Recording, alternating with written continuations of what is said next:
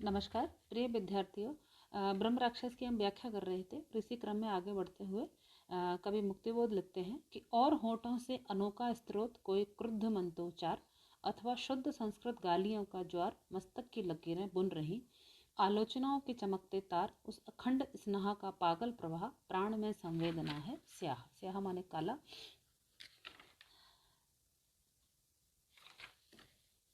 ब्रह्म राक्षस एक निर्जन प्रदेश में रहने वाला व्यक्ति है जो रात दिन चिंतन में लीन रहता है। उसका चिंतन अवचेतन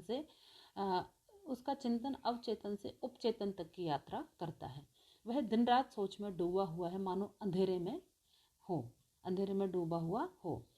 अपने उत्तरदायित्वों का निर्वाह न करने के कारण उपजने वाले अपराध बोध को दूर करने के लिए ब्रह्म राक्षस बाह्य उपकरणों का सहारा लेता है और अखंड स्नान के जरिए उस मैल को साफ करने की चेष्टा करता है। दूसरी ओर बदले हुए परिवेश के अनुरूप आलोचना और प्रत्यालोचना का दौर है।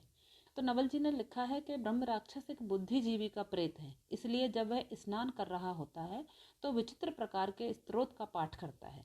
क्रुद्ध होकर कोई मंत्र उच्चारित करता है कि और होठों से अनोखा स्त्रोत के विचित्र प्रकार का कोई स्त्रोत पड़ता है और क्रोधित होकर के तेज आवाज में मंत्रोच्चारण करता है अथवा संस्कृत में गालियां वो निकालता है। कि क्रुद्ध होकर कोई मंत्र उच्चारित करता है और मुंह से शुद्ध संस्कृत में धारा अप्रवाह गालियां बकता है। उसके ललाट की रेखाओं को देख करके ये लगता है कि वे आलोचना की चमकती हुई रेखाएं हैं। वह अत्यंत क्षुब्ध ढेर सारी चीज़ों की आलोचना करता है कि उसके प्राणों में जो संवेदना है, जो दुख है, वेदना है, उस वेदना से वशीभूत होकर के वो ब्रह्म राक्षस अब अपने दुख को प्रकट करने के लिए वो विभिन्न प्रकार से कभी कोई मंत्रोच्चारण करता है, कभी तेज आवाज में संस्कृत श्लोकों का जाप करता है या गालियां वो निकालता है। वह अपने होठों से स्तोत्रों, मंत्रों और संस्कृत के श्लोकों को बुदबुदा रहा है जिनकी कोई प्रासंगिकता नहीं है।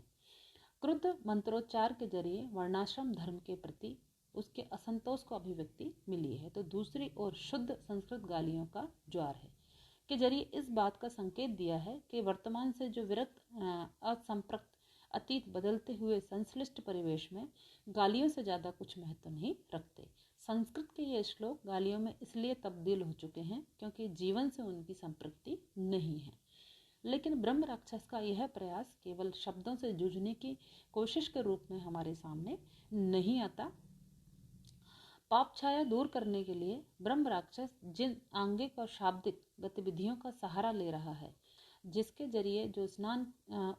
जरिए जो स्नान किया जा रहा है वह अखंड है। अखंड स्नान का पागल प्रवाह के जरिए इस बात का संकेत दिया गया है कि यह स्नान लंबा है, अखंड है। इसके बावजूद इसमें प्रवाह है, लेकिन प्रवाह के पूर्व पागल शब्द के प्रयोग के जरिए इस बात का संकेत किया गया है कि इस अखंड स्नान की कोई सार्थकता नहीं है। यह निरुद्देश है, क्योंकि अगर तन की मलिनता होती तो उसे अखंड स्नान के जरिए दूर किया जा सकता था, लेकिन मन की मलिनता बाह्य क्रिया व्यापारों से दूर नहीं हो सकती।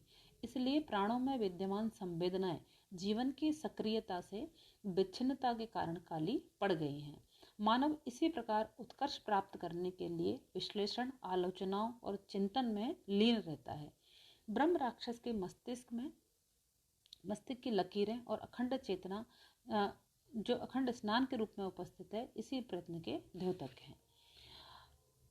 प्राण में संवेदना है शाह। मृत्यु के बाद प्रेत योनि प्राप्त होने के पर सौदक की यह स्वाभाविक परिणति है। यह असामान्य है, विकृति है, वह प्रेत है या पिशाच है, इसी से यह विचित्रतापूर्ण व्यवहार करता है।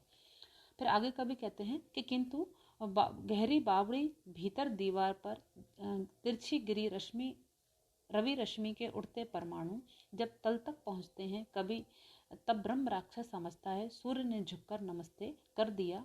पथ भूल कर जब चांदनी की किरण टकराए कहीं दीवार पर, तब ब्रह्म राक्षस समझता है कि वंदना की चांदनी ने ज्ञान गुरु माना उसे। तो प्रस्तुत पंक्तियों में इस बात का आभास मिलता है कि ब्रह्म राक्षस जो है वो आत्म केंद्रित चरित्र है। वे श्रेष्ठता बोध के दंभ को पाले हुए हैं। उसे लगता है कि उसकी श्रेष्ठता को सूर्य, चांदनी और आकाश भी स्वीकार कर रहे हैं। कि बावड़ी की दीवारों पर चांदनी की किरणें जब पहुंचती हैं कि गहरी बावड़ी भीतर दीवार पर तिरछी गिरी रवि रश्मि, रवि माने सूर्य, सूर्य की किरणें जब पहुंचती हैं, सूर्य की किरणें जब बावड़ी के तल तक पहुंचती हैं तो उसे लगता है कि उसकी श्रेष्ठता को स्वीकार करते हुए सूर्य नमस्ते कर रहा है। और यहाँ तक कि आकाश भी विनम्र होकर के उसकी श्रेष्ठता को स्वीकार कर रहा है। और पथ भूलकर जब चांदनी की किरण टकराए कहीं दीवार पर, और तब ब्रह्म राक्षस समझता है कि वंदना की चांदनी ने ज्ञान गुरु माना उसे। कि बावड़ी की दीवार पर चांदनी की किरणें जब पहुंचती हैं तो उसे लगता है कि उसको ज्ञान गुरु मानकर चांदनी उसकी वंदना कर रही है।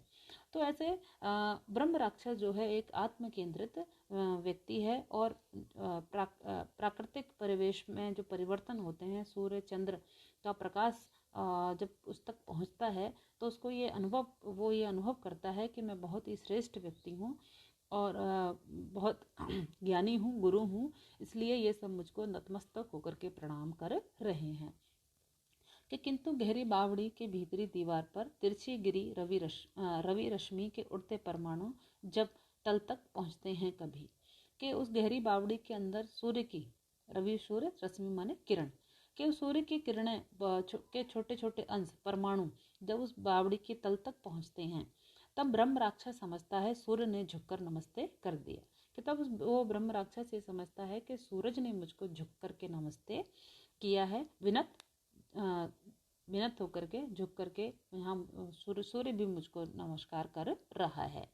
और जब रात्रि होती है तो पथ भूल कर जब चांदनी की किरण टकराए कहीं दीवार पर, कि रात्रि के समय जब चंद्रमा निकलता है और चंद्रमा की शीतल चांदनी उस बावड़ी की दीवारों से टकराती है या उन पर गिरती है, तब ब्रह्म राक्षस समझता है वंदना की चांदनी ने ज्ञान गुरु माना उसे। कि तब उसको लगता है कि ज्ञान गुरु मानते हुए चांदनी उसकी वंदना कर रही है। तो ब्रह्म राक्षस एक आत्म केंद्रित चरित्र है, वे श्रेष्ठता बोध के अहंकार को या दंभ को पाले हुआ है। नमस्कार।